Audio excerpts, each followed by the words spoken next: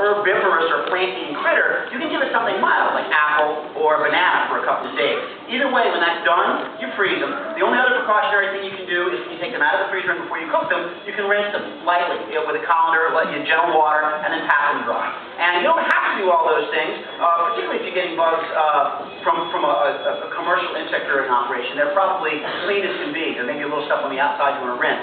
And then the flip side is, if you catch them from the wild, there's probably nothing bad on the outside of them, but depending on what they've eaten, they may be a little dicey. You know, you can judge that for yourself.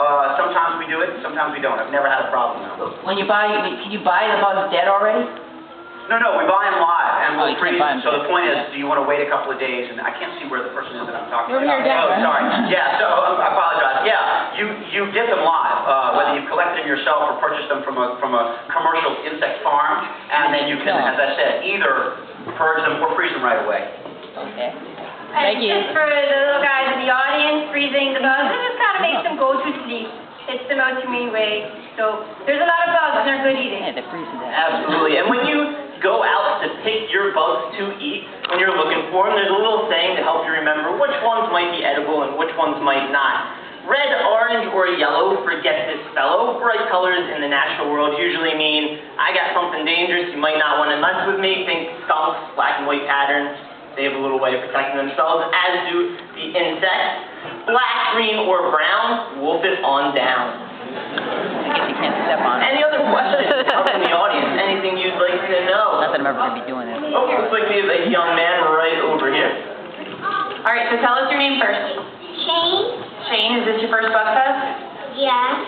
How do you eat bugs when they're not good?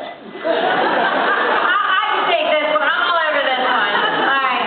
Bugs are actually very good. Or do you mean the taste not good or just not good in general? Taste not good. Taste not good. In general. Or in general. Just all around not good. Okay, got it. Just general not good. Actually, bugs are very good. They're playing a very important role in our environment. They help recycle, decompose. They help make food, the pollinators.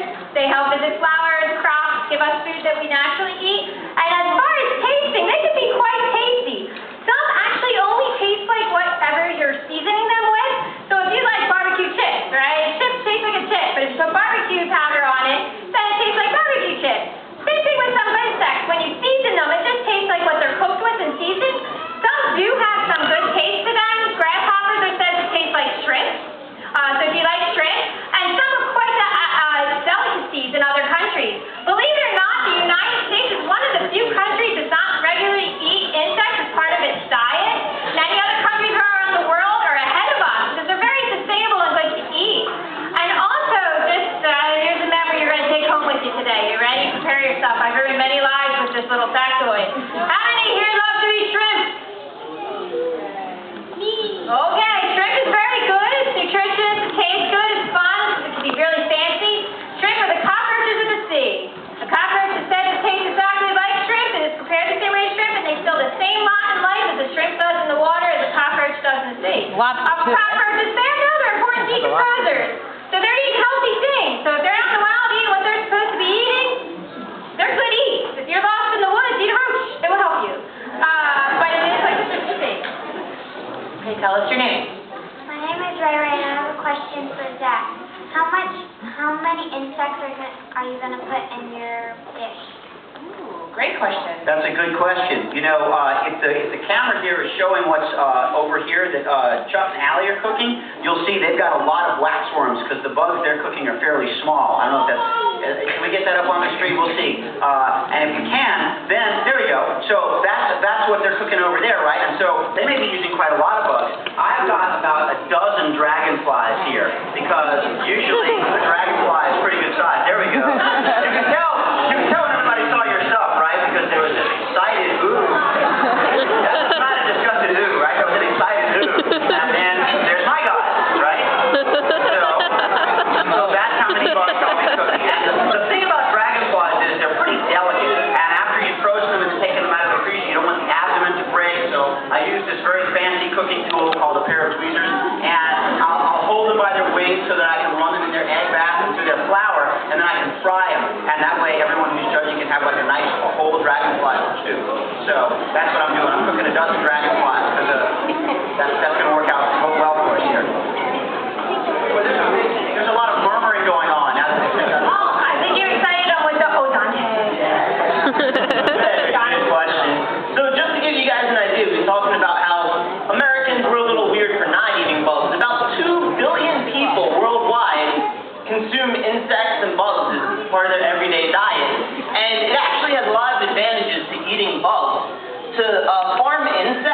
it emits 10 times less greenhouse gases compared to farming livestock. So it's actually better for the environment to have a sustainable diet of insects over cattle or pigs or other livestock. So insects do help us out in a lot of ways. And I think Jill has another question from a young Bug Fest participant. I can't wait to hear this answer. Okay, go ahead, young man.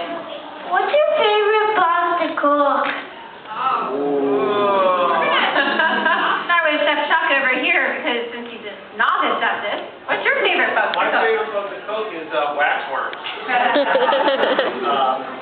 Yeah, so the flavor of the bug, I think the crickets are, I find the bug, it's like the intro bug, your first bug you should eat is a nice fried cricket that's dusted with some Cajun spice, or some barbecue spice.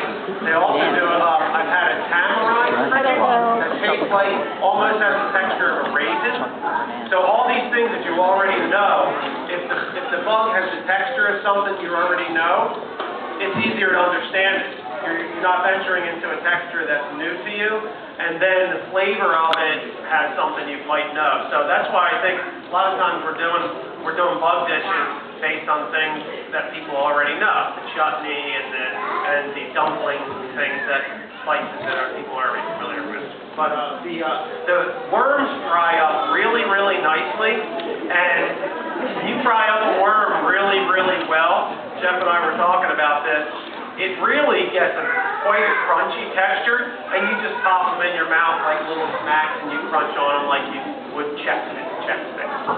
All right, you got those lessons. Shrimp cover to the sea. Worms fry up nicely. Yes. And a good point, Chef Chuck brings up, is the texture. Sometimes people are hesitant to eat some insects because of the texture being squishy or crunchy or something.